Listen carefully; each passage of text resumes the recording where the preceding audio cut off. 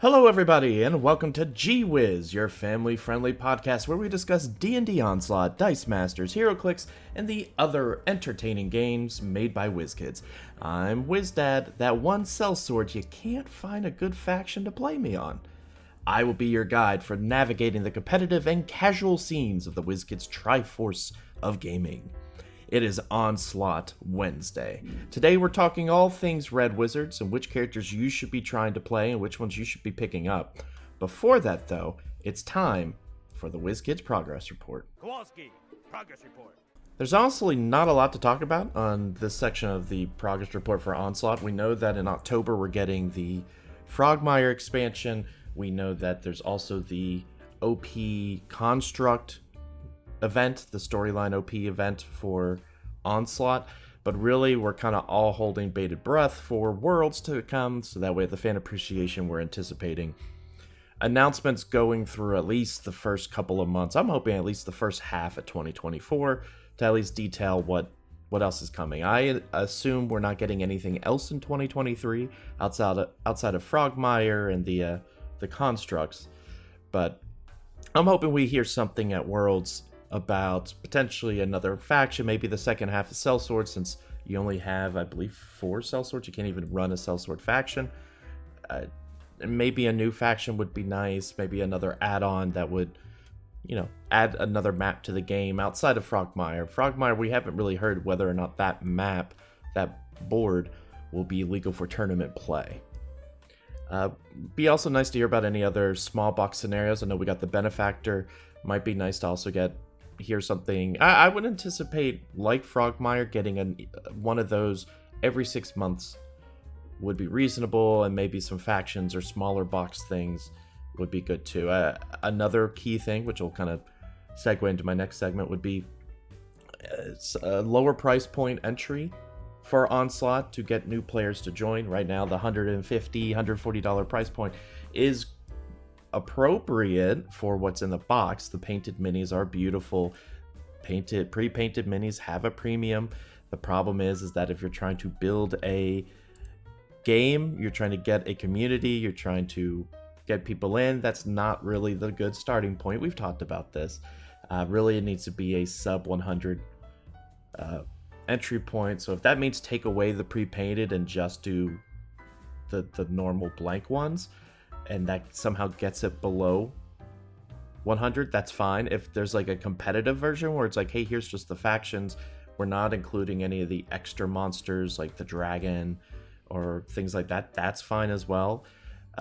There's avenues that they could go. I think I've heard rumors that that's coming, hopefully a cheaper price point, because I think that's the biggest detriment to Onslaught currently, is it's very hard to get people to join. It's not something that's easily proxy, because you could print out things and you can use any minis, sure, but it really doesn't really give you the ambiance of this is how Onslaught plays, right? You could take any game and say, oh yeah, we're going to make our own pieces to play it, sure, but Onslaught needs a little bit more than that to proxy. So, but speaking of which, we don't really have a lot of events outside of Worlds going yet. The community hasn't really been built up. It's once again only been 6 months of the game.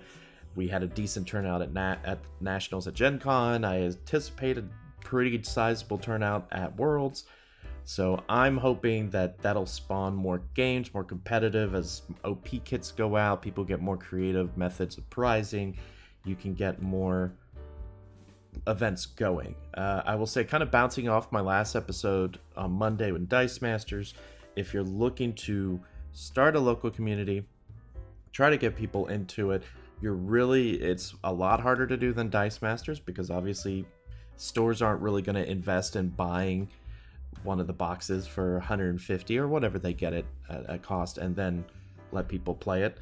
But that's where it's going to be. You bring your minis, you sit down, you do some demos, you get a friend, sit down at your local and just start playing it, and play it on a night where there's a lot of D&D people, and try to get people involved and say, hey, listen, it is a skirmish 2-player game. There is a 4-player format coming for like BRs that might be interesting as well. So we'll learn about that at Worlds of how that format works exactly. But try to talk to some of the locals. Try to get some people out to play. Pick a night with D&D because that'll definitely kind of tie in, and you'll get some of those players interested. But it is a fun competitive game that I think could see a good future. The difference between it and Dice Masters and HeroClix is that it obviously doesn't have the collectible side as far as, oh, I gotta buy a bunch of boosters to maybe pull the figure I want. There's no blindness to it. You know exactly who you're getting, and you can field that team. So I think once there's more options, that'll fill the game out a bit more, make it more complex. It is very complex now, but it is very it's at the beginning. So I'm not worried about it. 6 months in, totally fine. But start laying the groundwork now. Start reaching out to your local, see if you can build that relationship, and see if you can start building a community. Let's jump into fishing with WizDad, and let's talk about some of the red wizards. Get your gear, little man. We're going fishing. And I mean now. So I thought about doing another one of the intros that I did for the Zentarum for the red wizards, but when I started looking at the red wizards and then I looked at the Harpers, all the intros can effectively be kind of the same. They're a dark and brooding faction that have dark ties to the undead or demons or, the gods or something like that, right? And that's true for the red wizards. They, I think at one point, wanted to build a nation of undead in the Forgotten Realms and Faerun. So I'm going to forgo doing a big introduction, and let's just hop into the different characters. I know Red Wizards is our first, I think it was before Many Arrows completed, but it was our first major faction that has been, I guess, completed. I don't know if it's technically completed. I don't know if they're going to come out with more Harpers and Tarum, Red Wizards, Many Arrows, and whatnot. But we do have 10 Red Wizards currently, more than enough to fill out a faction, more than enough to play and have options. And all the roles are accounted for, some more so than others. And let's just dive into it. Not delay with some backstory of the Red Wizards, because obviously Onslaught doesn't really have a story, at least not right now. So we're going to start with the only tactician on the team, and that is Basra Ashlord the Fighter. Basra has Spiked Chain, standard action, one enemy at range 1 to 2. So standard action 1 to 2, that's interesting. +5 to hit, 2 damage. Critical, 1 additional damage, and move the target up to 2 spaces, so a little bit of board control. Threatening Reach, this is an ability. You can use combat reflexes when a target enters your standard range. So if they move within 2, you can use combat reflexes. I'll go ahead and go to combat reflexes since I said it. It's the reaction ability. After an enemy at range 1 to 2 moves, if it is no longer at range 1 to 2, make a free standard attack against that enemy. So Ball and Chain, having a little bit of a reach. Basra doesn't really have a ranged attack outside of that. Now, Basra does have a 4 movement, 14 defense, 13 health, so I believe Basra is the beefiest one on the Red Wizards. Yes, definitely looks like it. So that's kind of the tactician is the quote-unquote beefcake on the team. A team that has fairly low HP, definitely lower than Zentarum. I did not do the average. I guess I could figure out the average, but there's a lot of 9s on this team. The 2 cooldown abilities for Basra is Entangling Strike, a bonus action, 3-turn cooldown. One enemy at range 1 to 2, +5 to hit, 2 damage, and the target gains slowed. So solid. And then the second cooldown ability is Second Wind, which if you've ever played a fighter in D&D, Basra heals 3. And that has a 4-turn cooldown, and it's also a bonus action. The level up ability is gain 1 XP after you use a cooldown ability, so that's not bad. You could get 2 pretty quickly. Not bad at all. Now let's go over to the only hybrid on the team. I've noticed with most factions, there's like 1 or 2 roles that just have 1 person in it. And hybrid is this one, shockingly. And that's going to be Zook Doublefilch, the Rogue. Now, Zook has a lot printed on the card. First off is the basic attack is a short sword standard. One enemy at range 1, plus 6 to hit, 2 damage. Makes sense. Then you have Ray of Enfeeblement. Interesting. Standard.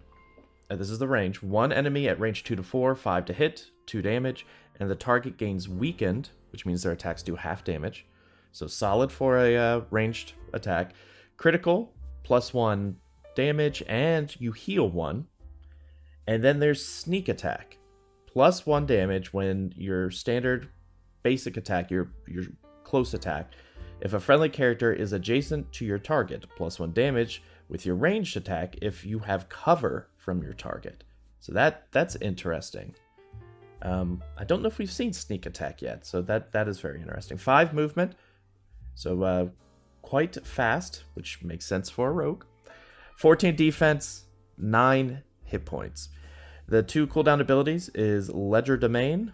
I probably butchered that. Bonus action, it is a once per game effect, essentially. 1 mini at range 1 to 3. Take 1 loot token and its corresponding item card from the target. That is interesting. One of the things with Onslaught is right now we have access to quite a few different items based off of the equipment, from the base set and from the Benefactor set. The ones in the Benefactor, I would argue, are better. There are quite a few things in there that are just a little spicier than the main set. So being able to just kind of take one is pretty good. Now that it won't necessarily help you in tournament play where you're trying to loot and you score a point, but if that's not bad. It's probably good that it is a once per game effect, but you can depower one of your opponent's characters that really got one of those good items, so that's interesting. Then the other cooldown ability is also once per game effect. This requires a standard and movement, so a little harder to pull off. One enemy at range 1 to 3.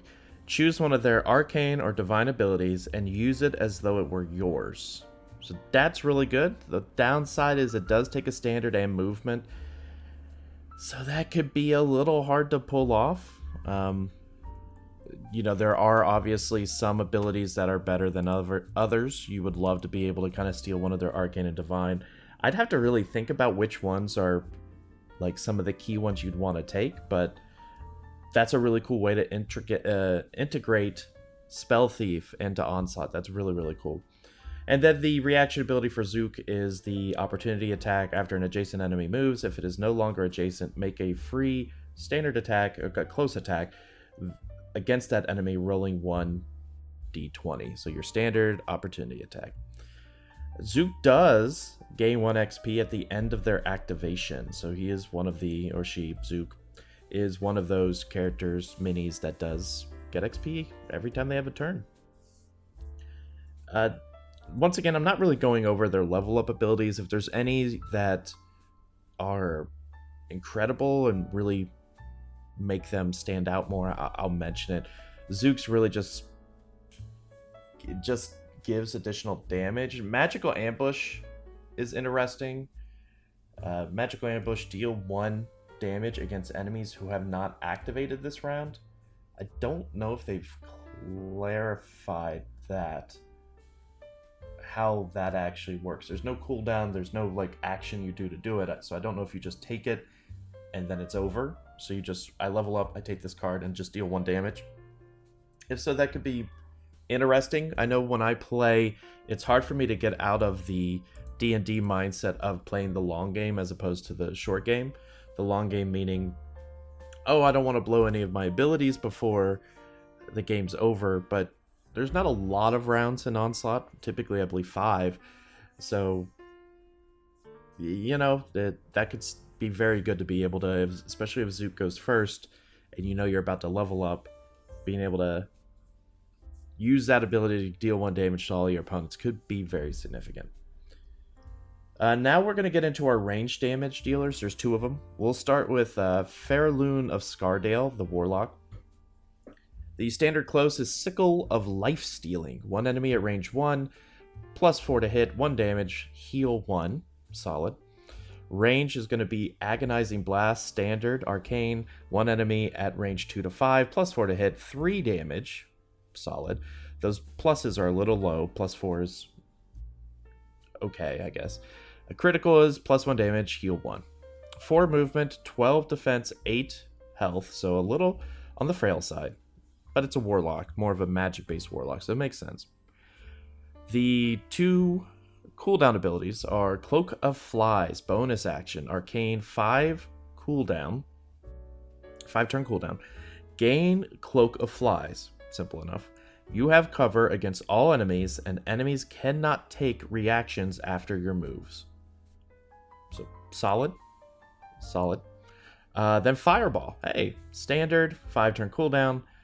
Target 1 space at range 2 to 5, +6 to hit. There's a splash of 1, so kind of a radius of 1, and 2 damage.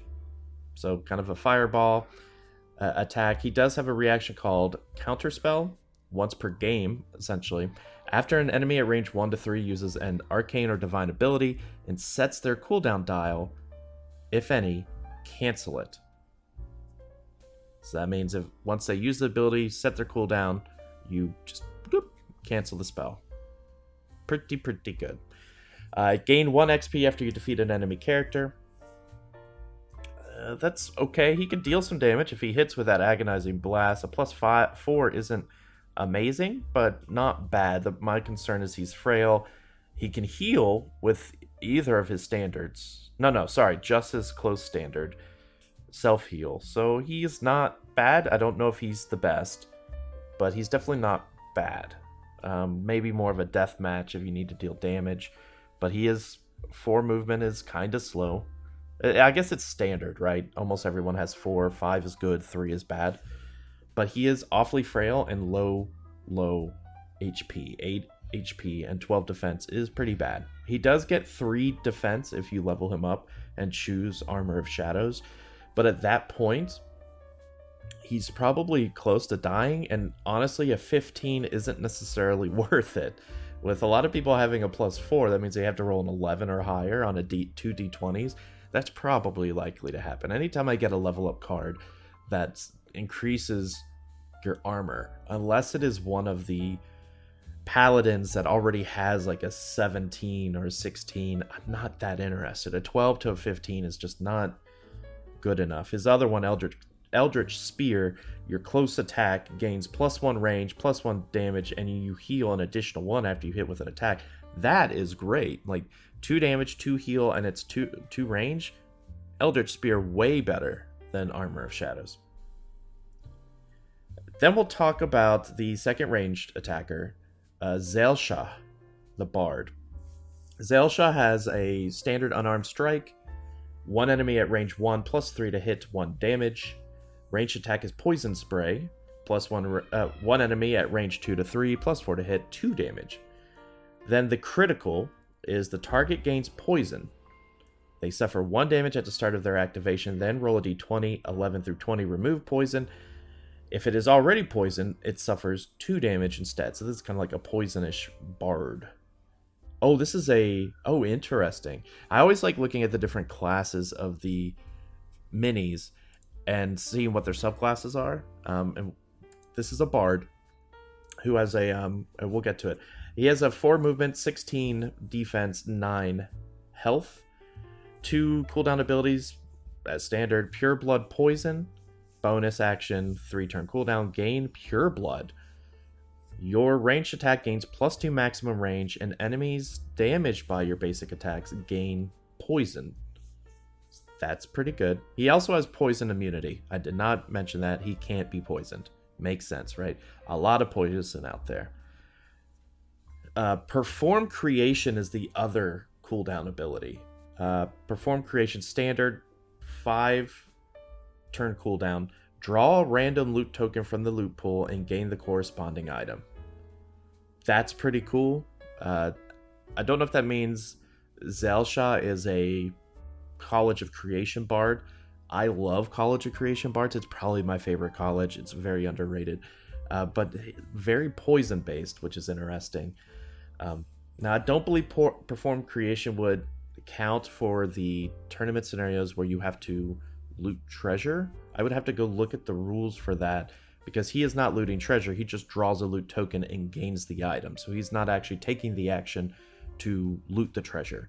It would really have to be based off of the wording of the scenario. Reaction ability is just opportunity attack. I won't go into that again. If someone's next to him and moves away, he'll get a free attack with only 1d6. And then the level up ability is gain 1 XP after an enemy gains poisoned, which could happen, especially if you activate pure blood poison. Could happen. Decently fast cooldown of only 3 turns, so definitely not bad. Now he does have 2 level up abilities, one being Calming Aura. Gain Calming Aura, adjacent enemies can't attack you. It's a standard action once per game, so not bad. He has Note of Potential. I don't know if that's a misspelling or something. I thought in D&D it was called the Mote of Potential, so maybe this is just a play off of that. Bonus action, once per game, target one friendly at range 0 to 3. They reduce all of their cooldown dials by up to 2 each. That's pretty good. Anything that, in my books, in my opinion, anything that reduces cooldown of abilities is fantastic. Building a team that can utilize that is great. Question is how hard is it to get him to do that? He has to poison people to get that extra. He can attack, obviously, but poisoning someone to get extra XP, sure. If he uses pure blood, that's probably easier. But he's not bad. I don't know if I think I do like him a little bit better than Fairloon as far as a ranged attacker goes. Fairloon does have an extra range on their ranged attack, and a fireball. Zelsha kind of has if you think of it like an MMO standards, like video game standards, Zelsha is more of a slow burn. Poison you and you're slowly gonna take damage off as a DPS, whereas Zelsha is definitely a quick, I'm gonna just hit you with a fireball or an agonizing blast and just deal you damage and hope I survive.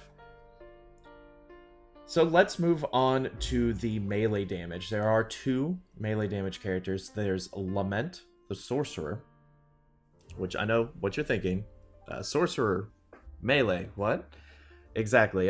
So Lament, standard attack, close attack, is Chris, 1 enemy at range 1, plus 2 to hit, 2 damage, standard. Ranged is Ray of Frost, standard, 1 enemy at range 2 to 5, plus 5 to hit, 2 damage, and the target gains slowed. Solid. Critical, plus 1 damage, if the target is slowed or weakened. And then his Master's Voice, bonus, activate a friendly Hound of Ill Omen at range 1 to 3. So there is a bystander, and you'll notice this on some of the other cards going later. Red Wizards has a decent amount of additional pieces, kind of like we saw with the spiritual weapon with the Zentera. The Lament has a movement of 4, 13 defense, 8 hit points, so a little bit weaker, but maybe the Hound will make up for that. 2 cooldown abilities, Shocking Grasp, standard, 2 turn cooldown, target 1 at range 1, plus 7 to hit, 4 damage. That's pretty darn good because it's a 2 turn cooldown, so every 2 turns he's sitting out there Shocking Grasp. That's potentially really good. 4 damage is a lot, and plus 7 is really good. And then Release Hound, standard action once every 3 turns, 3 turn cooldown. Summon a Hound of Ill Omen in an unoccupied space at range 1. So let's talk about the Hound of Ill. Oh, well, real quick. Reaction ability is just opportunity attack. Normal. And then the level up condition is gain 1 XP after an adjacent enemy character is KO'd. So the Hound of Ill Omen has 4 movement, 12 defense, 4 health, so not bad. Has a standard bite, 1 enemy at range, plus 5 to hit, 1 damage. Critical, plus 1 damage. And then no escape. The Hound of Ill Omen can attack enemies with invisibility tokens. So that's kind of an anti Zentera the Bard that can invisible and a few other pieces. That is very interesting. It's always interesting creating another Hound, or you know what I mean, creating another bystander, because it allows you to then say, okay, my character is going to do a move, a standard, and then use my bonus action to activate in this case for Lament, activate the Hound. So you're effectively getting another standard, if you will. Basically saying, okay, now the Hound is going to be able to do something on his turn, which will be a move and a standard and all of that. So it's very interesting, very powerful. Close range, though, kinda. Ray of Frost isn't bad at 5 range, but 8 health, probably necessary bringing out the minion. I don't know why Lament is considered melee, I guess because of Shocking Grasp and the Hound. But I guess if your faction is all wizards based, someone has to be the close person, right? Then we go to Vendra Regal, which is a ranger, also melee. Swarming Spiders, standard, close attack. A cone of 2. That's interesting. +5 to hit, 2 damage. This attack does not affect friendly characters. Alright, and that's it. They don't have a ranged attack. Like a standard range, I should say. It's just that Swarming Spiders. That's very interesting. I like the uniqueness of that. Critical, the target gains slowed. And bleeding. Bleeding is they suffer 1 irreducible damage at the start of their activation. Uncanny Stride ability, enemies cannot take reaction after your moves. 4 movement, 15 defense, 9 health. The 2 cooldown abilities are Writhing Tide. It's a movement. It takes a movement action. 3 turn cooldown. Move up to 6 spaces. Ignoring elevation and enemies. Minis moved through gain bleeding. That's neat. So you can move through, have them all gain bleeding, and then do Swarming Spiders. So move through them, turn around, face them, and do Swarming Spiders. That's a pretty potent combo, if I do say so myself. The other cooldown ability is a bonus action, Mark. Once per game, target 1 character range 1 to 3 to gain marked after the bearer of marked is KO'd, refresh mark. So it's not really once per game, it just can't be. It does have a cooldown until the marked is KO'd. And to remind people what marked is, when someone is marked, basically Vendra will adds 1 to the damage of each of their attacks that target the bearer that has marked. So just one more damage to someone who's marked. The reaction ability is Discorporate. Yeah, Discorporate, that's the word. Doesn't actually list what kind of action. Well, it's a reaction. When you suffer damage, reduce it by 2, and then phase or teleport, phase, whatever it is, 3. 4 turn cooldown. So that's pretty potent too. Vendra gains 1 XP after you cause a mini to gain a condition token. That's good. I wonder if that stacks with Writhing Tide. So if you're able to move up to 6 spaces and you go through 4, if that means Vendra immediately gets 4 XP, I'd have to look into that because you'd cause all of them to have bleeding. I'd have to look into a ruling for that. I assume so. If so, Vendra can level up very quickly if played correctly. Which means Vendra also has access to 2 level up abilities like everyone. Gathered Swarm. After you hit with a basic attack, you may move the target 1 space. And then the other one is Web, which is standard, kind of a one-off. 1 space at range, 1 to 3. A 1 splash zone, +6 to hit. 1 damage, and the target gains rooted. So maybe it is a fast level up because that is both of those abilities are okay. They're not amazing. They're not like game breaking, which is fine. They shouldn't be game breaking, right? So let's now move on to the healers. Red Wizards actually has 2 healers, and oh my goodness, this is a name: Quellabrelton as Nodell. Amaz Nodell is a wizard. Standard unarmed strike, 1 enemy at range 1, +3 to hit, 1 damage. Typical wizard, just punching you, clocking you. Ray of Frost, 1 enemy at range 2 to 5, +5 to hit, 2 damage, and the target gains slowed. Critical is 1 damage, heal 1, and then Command Undead. Ooh, bonus action. This is an ability. Activate up to 2 friendly skeletons at range 1 to 5 in the order of your choice. Alright, so we got some undead wizards coming in here. 4 movement, 14 defense, 8 health, which I'm okay with 8 health if that means they got minions to throw out there. The cooldown abilities, here we go. Undead Thralls, standard cooldown of only 3 turns. That's good. Summon up to 2 skeletons in unoccupied spaces at range 1 to 3. Then the next cooldown ability is Negative Energy, standard 5-turn cooldown. Target one character at range 2 to 5, plus 5 to hit, 3 damage. If you target a minion instead, you heal at 5. Oh, yeah. That kind of makes sense in a lot of, healing damages undead, damage heals undead, I guess. That kind of trope that you see in video games and whatnot. Reaction ability is Grim Harvest. After an enemy at range 1 to 3 is killed, taken out, heal 2. And that's a 1-turn cooldown. So, Quella isn't necessarily... Quella's a healer, but not a healer. Feels a healer role, but doesn't really heal other people outside of skeletons and minions, I guess. So, sure. Let's talk about the real quick. The activation, gain 1 XP after you summon a minion. Sure. Skeletons, 3 movement, 10 defense, 3 health. They have a standard slam ability, or standard close attack slam. 1 enemy at range 1, plus 3 to hit, 1 damage. Their critical is 1, just plus 1 damage. And then, let's see, skeleton for undead minions. Skeletons roll only 1d20 while attacking with their close attack, and suffer 1 additional damage from divine effects. Okay, so they are a little bit weaker than perhaps like the Hound we saw earlier. They only roll 1d20, 3 to hit. That's a little harder. So Quella's not... The skeletons aren't crazy. I will say if Quella levels up, Quella has 2 abilities, Unholy Resilience, which friendly skeletons gain plus 4. Once again, taking a 10 defense to a 14. Not really that big of a deal. But Inescapable Destruction, much better. Friendly skeletons gain plus 1 damage to their close attack. So making them deal 2 damage, definitely better. It's going to take your opponent kind of multiple turns to maybe take out a skeleton.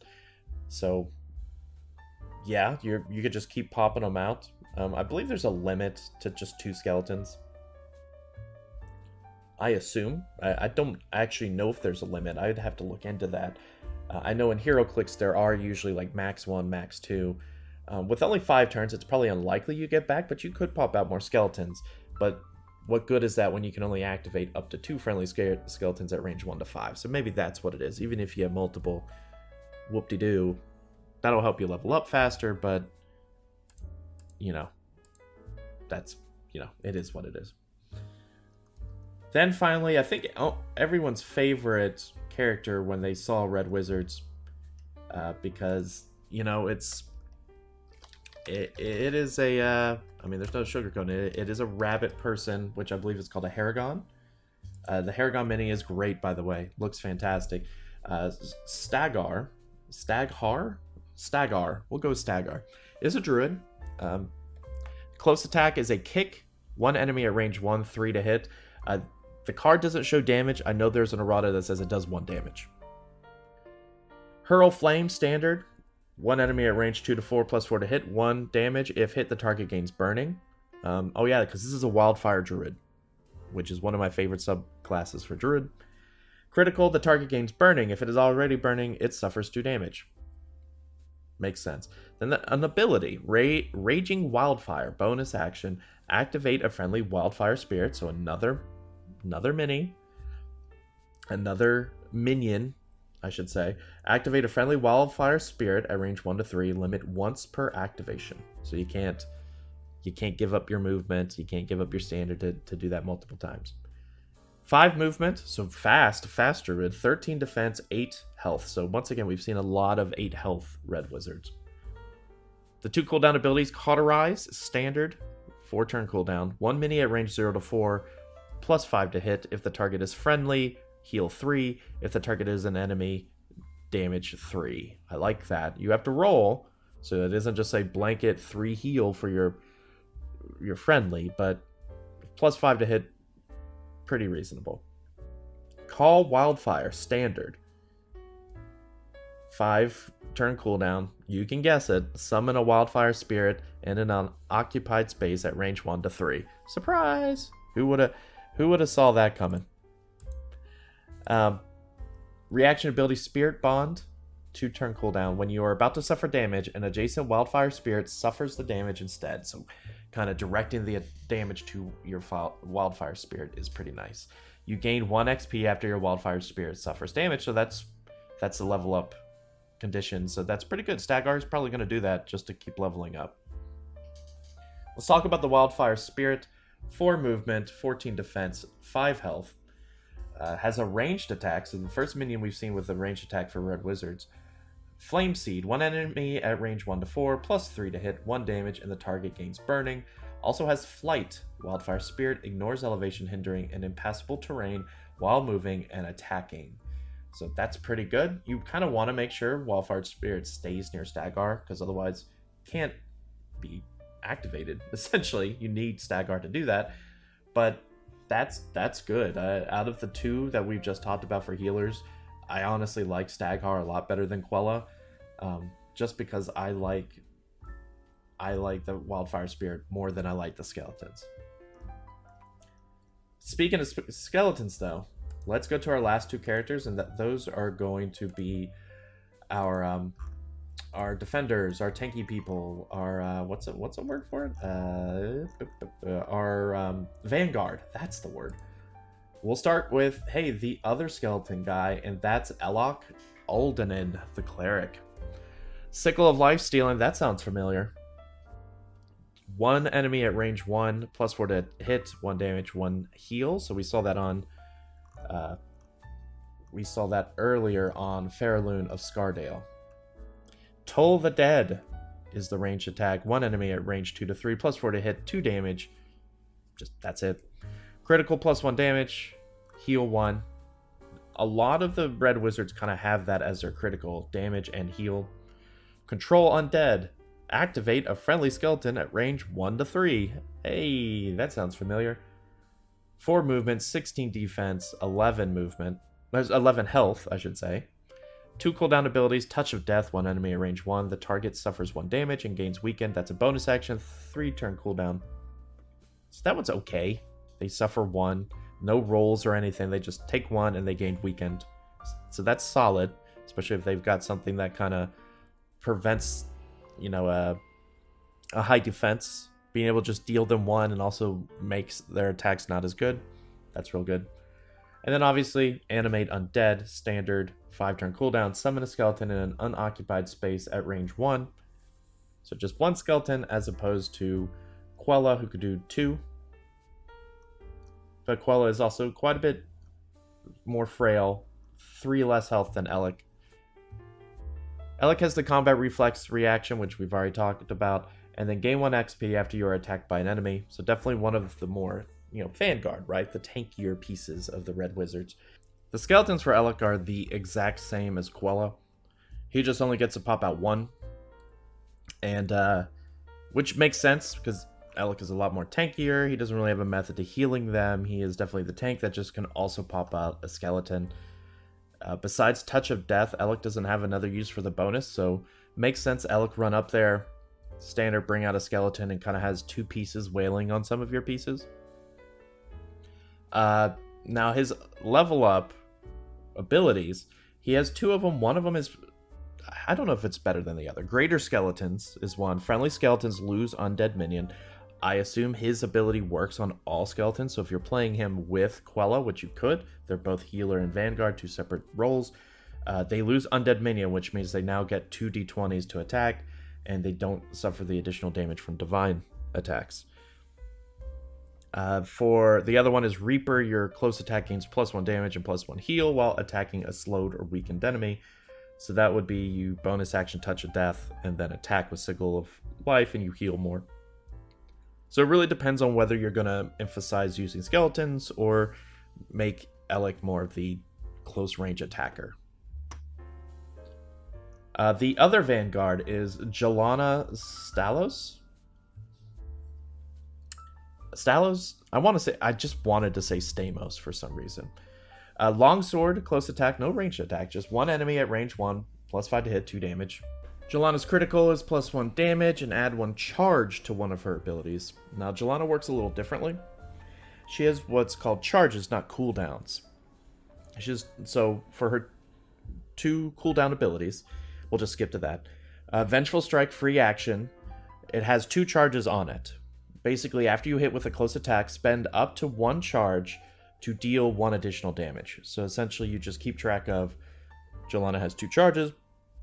I've used 1 to deal an additional damage. Like a smite with a paladin. That's exactly what Jelana is.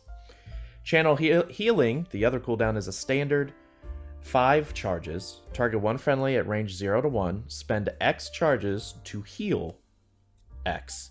And or spend 3 charges to remove a condition token. So that's 5 of them. So you could just channel healing, heal 5, and use all 5 of your charges. Pretty simple. Kind of going back, 4 movement, 16 defense, 10 health. So one of the beefier ones of the Red Wizards. And remember, a critical hit will get you another charge back. And some of the level up abilities, I believe, also helps you do that. The reaction ability, Relentless Avenger, 1 turn cooldown. After an adjacent enemy moves, if it is no longer adjacent, move adjacent to that enemy and make a close attack against it. Jelana gains 1 XP after the first time you would spend a charge during your activation. So, pretty reasonable. I will mention the level up abilities because those are pretty key. You have Favor of Sazaz Tom, who Sazaz Tom is at one point the leader of the Red Wizards, one of the main figureheads of the Red Wizards. Gain Favor, free action, it's just a one-off.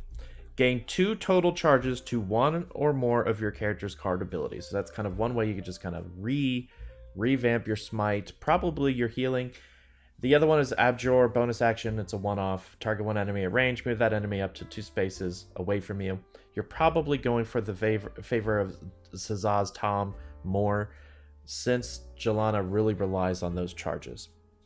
Either way, it's more of the paladin healing tankiness, not really a damage dealer. The Vengeful Strike, you can get up there. Dealing 3 damage with a longsword is fine. So Jelana's alright. Really, it's going to depend on if you're going to do the bone build or not. And let's talk about the team as a whole before we wrap up this episode. So as far as scenarios go, once again, we don't know what the scenarios are going into Worlds, but if you base it off of some of the tournament scenarios, if you're going to death match, that's kind of the basic, generic, standard tournament scenario. You really have to debate on who are your damage takers, who are your tanks that are going in there to do it. Are you going to make that your minions, or are you going to base that off of figures like Basra, the tactician, who is the highest health? Remember, Basra is the 14 movement. 14 movement would be crazy. 14 defense, 4 movement, 13 health. Is able to kind of slow your enemies. Got a little bit of range there. Basra, I do like as kind of one of your main in your face. Get up there and kind of move the arena around, since criticals allows you to move that target up to 2. I don't mind Jelana, like I just mentioned. I think she's fine. I have not tested Red Wizards enough to really say whether the bone build is good.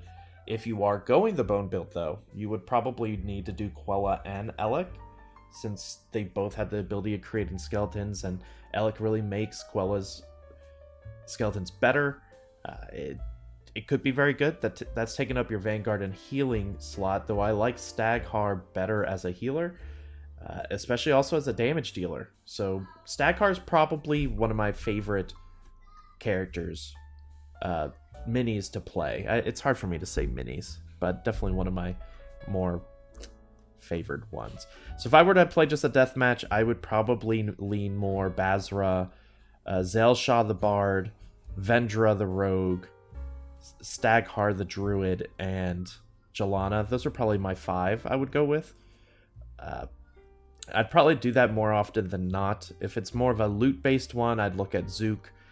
I just haven't tested skeletons enough to really say I like them more than Jelana, and Staghar. Staghar is just so good in my books that it's really hard for me to want to move away from that. So that's interesting. But once again, I have not played Red Wizards. I don't own Red Wizards currently. They're next on my list of factions to buy, because I do like the nuances that they bring. I think Vendra is a very good damage dealer as a melee. The swarming spiders, the cone, and being able to move through and level up quickly is very good. I like Staghar. Those are kind of the two main standouts. Those are really the two standouts for me on the team. I may be wrong. Once again, I don't, like I mentioned, I don't own the faction currently, but I have been playtesting, a little proxying, throwing out different scenarios. But it is definitely an interesting faction. It is one that, the low health worries me a little bit. There's only 3 characters that have above 9 health, and so that frailty worries me, but that comes at the cost of popping out a bunch of skeletons that could really, create a skeleton wall to kind of block some things. There might be something there with that. But outside of the skeletons, there's still a lot to the Red Wizards. I would not say, they're only a minion team. You're very likely playing a version of them that has minions. If you're playing Staghar, which you should, Wildfire Spirit is very good. But don't get caught up in that if you don't feel comfortable playing with all those other minis. It's a very good faction. Very, very good faction. So that's going to do it for this episode of Whiz. Went a little bit long because there's a lot to talk about with Red Wizards. Next episode, we are going to talk about probably many arrows, kind of round out our faction discussion, because I believe that's the last of the main factions you can play by themselves. And then obviously we'll do some cell swords, and that should put us right up to the week leading into Worlds. That'll be the week before. We'll round it out there. And then our Wednesday, the 13th of September, which leads us right into Worlds, I'll do a big Worlds recap of what to expect with Onslaught and talk about that. So many arrows, cell swords, and going into Worlds kind of rounds out our next couple of weeks. So thanks again for joining me on this episode of Whiz on Onslaught Wednesday. I'll be back here on Friday talking about HeroClix. A lot to talk there as well. And yeah, thanks again. I'll see you next time. Have a great day.